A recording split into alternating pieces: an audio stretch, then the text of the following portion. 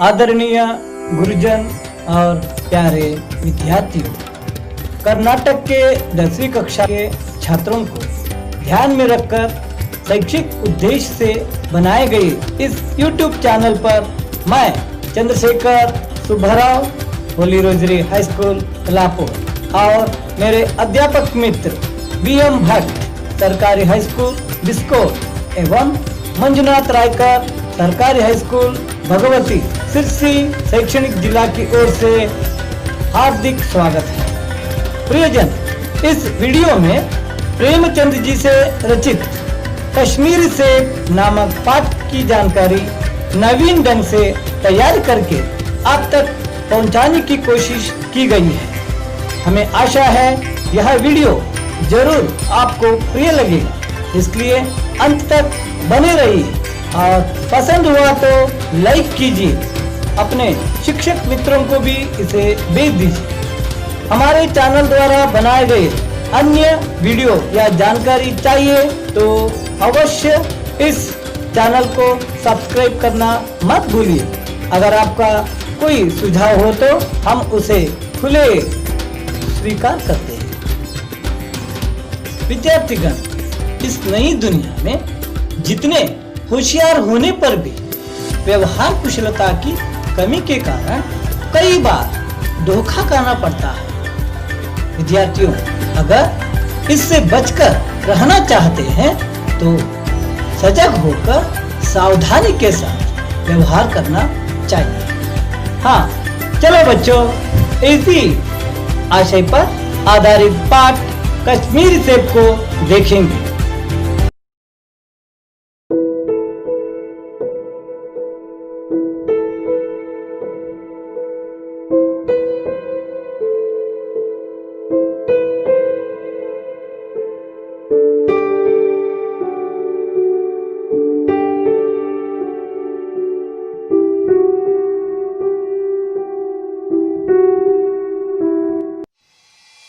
बच्चों, क्या आप जानते हैं इस पाठ का लेखक कौन है? हाँ, सही है, मुंशी प्रेमचंद जी। चलो अब हम उनके बारे में कुछ जानकारी पाएंगे। बच्चों, प्रेमचंद जी का वास्तविक नाम धनपत राय है। इनका जन्म उत्तर प्रदेश राज्य के वाराणसी के पास लमही गांव में सन 1880 में हुआ। यथार्थवादी कथाकार नाम से प्रसिद्ध प्रेमचंद जी की पढ़ाई मैट्रिक तक हुई है। बच्चों, आपको यह जानकर आश्चर्य होगा कि प्रेमचंद जी गरीबी में जीवन बिताने पर भी कड़ी मेहनत के कारण साहित्य लोक में उपन्यास सम्राट बनकर विराजमान है। इनका गोदान, सेवा सदन, गबन, निर्मला, कर्मभूमि आदि उपन्यास लोक विख्यात है।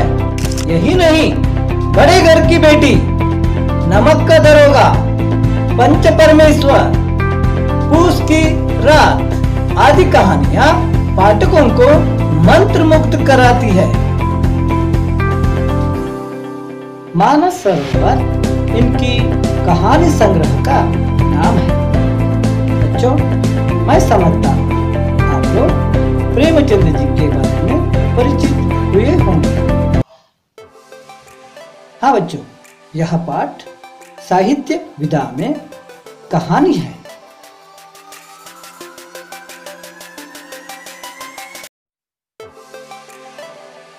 तो चलो आगे बढ़ते हैं पाठ की ओर।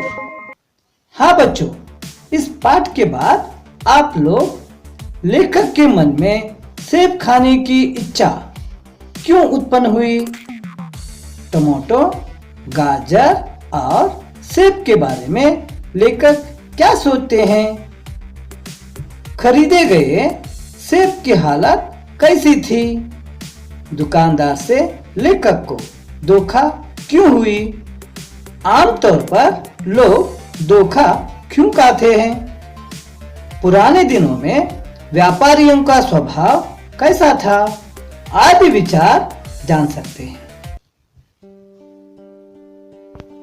कल शाम के समय लेखक 2-4 जरूरी चीजें खरीदने चौक में गए थे। वहाँ पंजाबी मेवा फरोशियों की दुकानें भी थी। मेवा फरोशी का मतलब ताजे फलों की दुकान। एक दुकान पर रंगदार गुलाबी सेब सजे हुए थे। उसे देखते ही लेखक का जी ललचा उठा, यानी उसे पाने की इच्छा बढ़ गई। इसी समय लेखक के मन में कुछ विचार आने लगे। वे सोचने लगे कि आजकल शिक्षित समाज में विटामिन और प्रोटीन को कितना स्थान मिल गया है ना। उन दिनों में टमाटो को कोई नहीं पूछते थे, लेकिन आज यह भोजन का आवश्यक अंग बनकर बैठ गया है। उसी तरह गाजर को भी कोई नहीं पूछते थे, वह तो गरीबों के पेट भरने की चीज बन गई थी। अमीर लोग सिर्फ उसका हलवा खाते थे।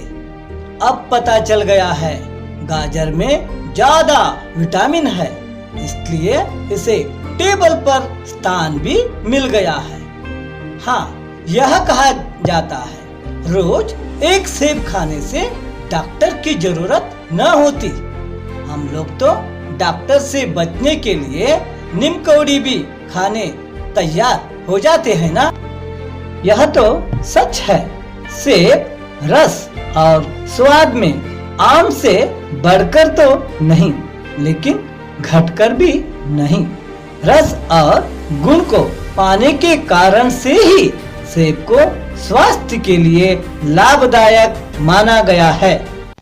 आइए आइए बाबूजी आइए, बड़े मजेदार सेब आए हैं, खास कश्मीर के। आप ले जाएं, खाकर तबीयत खुश हो जाएगी। हाँ हाँ भाई, लेता हूं। यह लो मेरा रुमाल। देखो, आधा से सेब चुन चुन कर रखना। ठीक है बाबूजी। ए छोटू, इधर आना, साहब के लिए आधा सेर सेब चुन चुन कर लाना। हाँ, ये लीजिए बाबूजी, कुल 4 आने हुए। हाँ भाई, ये लो 4 आना। हाँ बच्चों, तुम्हें पता होगा किसी भी फल को रात के समय खाने का नियम नहीं, उसे तो प्रातः काल में ही खाना चाहिए। इसलिए 4 आना देकर लाए सेब को लिफाफे में वैसे ही रखकर लेखक जी सो गए। बच्चों, तुम्हें पता है जब लेखक जी सुबह फल खाने लिफाफे निकाले तब क्या हुआ?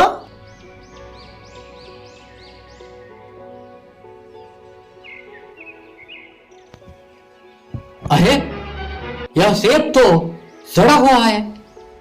1 रुपए के आकार का छिलका भी गल गया है ना। शायद दुकानदार ने रात में नहीं देखा होगा। दूसरा देखता हूं। अरे, यह सेब भी आधा सड़ा हुआ है। दुकानदार ने मुझे धोखा तो नहीं दिया। ठीक है, तीसरा देखता हूं। अरे अरे, यह तो बिल्कुल पिचक गया है।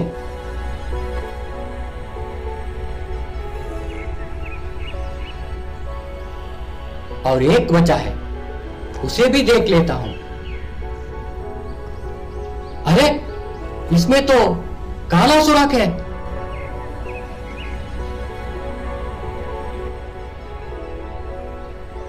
काट कर देखता हूं।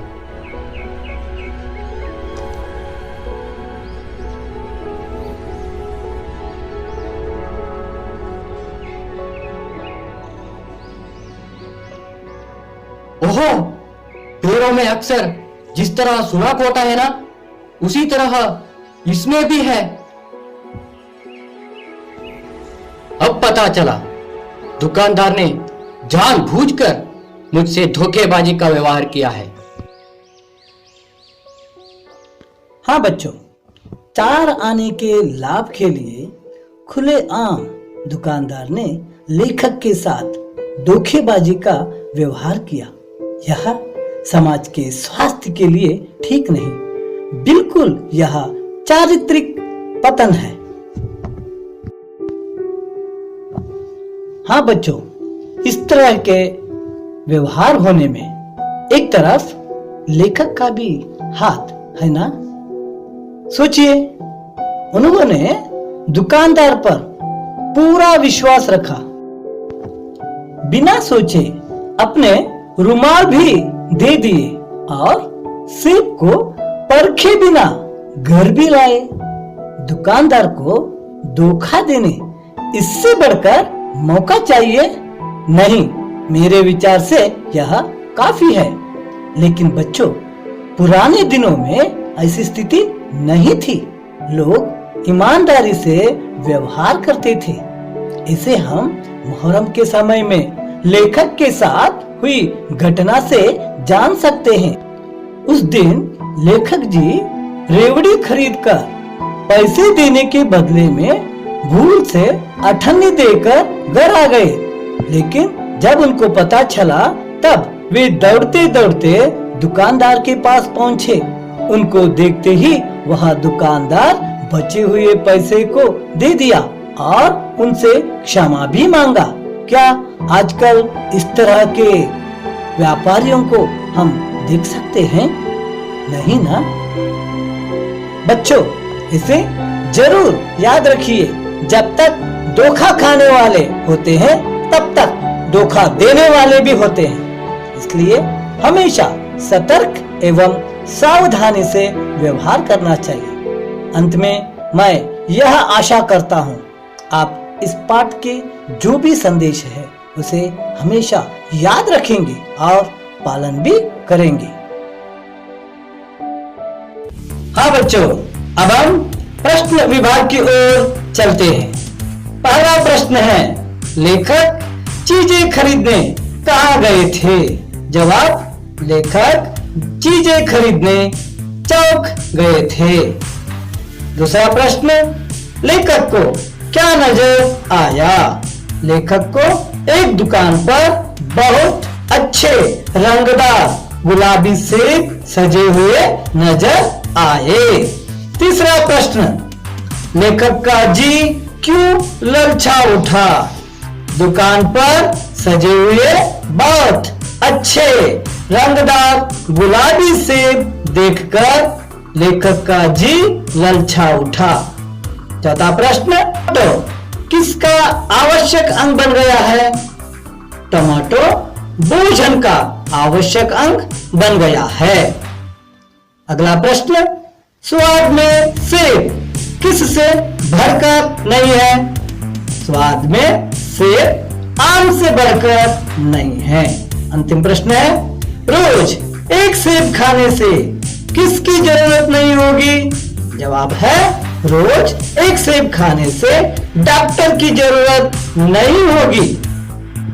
हाँ बच्चों, अब हम 2 या 3 वाक्यों में उत्तर लिखने वाले प्रश्नों की ओर चलते हैं। उसमें पहला है, आजकल शिक्षित समाज में किसके बारे में विचार किया जाता है? जवाब है, आजकल शिक्षित समाज में विटामिन और प्रोटीन के बारे में विचार किया जाता है।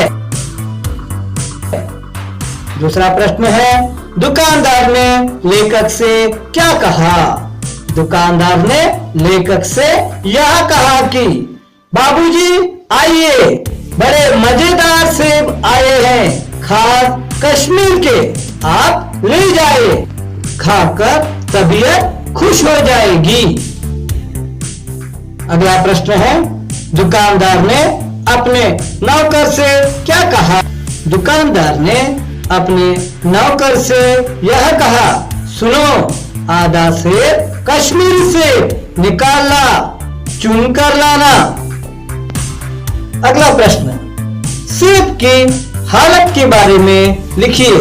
बच्चों, शायद इसे 3 अंक के लिए पूछा जा सकता है। हाँ बच्चों, जवाब इस तरह लिख सकते हैं, सेब की हालत बहुत बुरी थी। पहला सेब सड़ा हुआ था। 1 रुपए के आकार का छिलका गल गया था। दूसरा सेब आधा सड़ा हुआ था। तीसरा सेब दबकर बिल्कुल एक तरफ पिचक गया था। चौथा सेब बेदाग था, लेकिन उसमें एक काला सुराख था, जिस तरह आमतौर पर बेरों में होता है। कुल मिलकर एक सेब भी खाने के लिए लायक नहीं थे। बच्चों, एक विशेष प्रश्न भी इस तरह पूछ सकते हैं। कश्मीरी सेब पाठ से क्या सीख मिलती है? जवाब इस तरह लिख सकते हैं। आजकल बाजार में धोखेबाजी का व्यवहार करने वाले व्यापारी भी होते हैं, इसलिए खरीदारी करते समय सावधानी बरतना चाहिए। बेईमानी का अवसर नहीं देना चाहिए। सोच समझकर व्यवहार करना चाहिए। हाँ बच्चों, अब हम अनुरूपता की ओर बढ़ते हैं।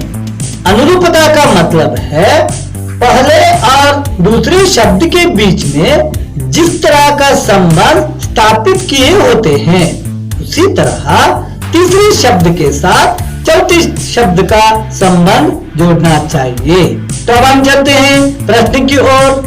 केला पीला रंग, सेब सोचिए, सेब लाल गुलाबी रंग। दूसरा प्रश्न, सेब फल, गाजर सब्जी। तीसरा, नागपुर संतरा, कश्मीर सेब, कपड़ा नापना, टमाटो तोलना। तो बच्चों, अब हम मातृभाषा में अनुवाद करने के प्रश्न की ओर चलते हैं। पहला प्रश्न है, गाजर भी पहले गरीबों के पेट भरने की चीज थी। गज्जरियु ಮೊದಲು बड़ावರ ಹೊಟ್ಟೆ ತುಂಬುವ वस्तुವಾಗಿತ್ತು। दूसरा है, दुकानदार ने कहा बड़े मजेदार सेब आए हैं। ಅಂಗಡಿಯವನು ಹೇಳಿದನು ಬಹಳ ಸೊಗಸಾದ ಸೇಬುಗಳು ಬಂದಿವೆ। तीसरा प्रश्न, एक सेब भी खाने लायक नहीं, ಒಂದು ಸೇಬು ಸಹ ತಿನ್ನಲು ಯೋಗ್ಯವಿಲ್ಲ। चौथा प्रश्न, दुकानदार ने मुझसे क्षमा मांगी, ಅಂಗಡಿಯವನು ನನ್ನಲ್ಲಿ ಕ್ಷಮೆ ಯಾಚಿಸಿದನು। आदरणीय गुरुजन, पाठ के आरंभ से लेकर अंत तक आप लोगों ने जो सहयोग दिया है, उसके लिए मैं चंद्रशेखर सुब्बाराव, मेरे अध्यापक मित्र वीएम भट्ट और मंजुनाथ रायकर जी, इसके साथ सिरसी शैक्षणिक जिला के सभी हिंदी अध्यापकों की ओर से मैं आप सभी का धन्यवाद अर्पित करता हूं। नमस्कार।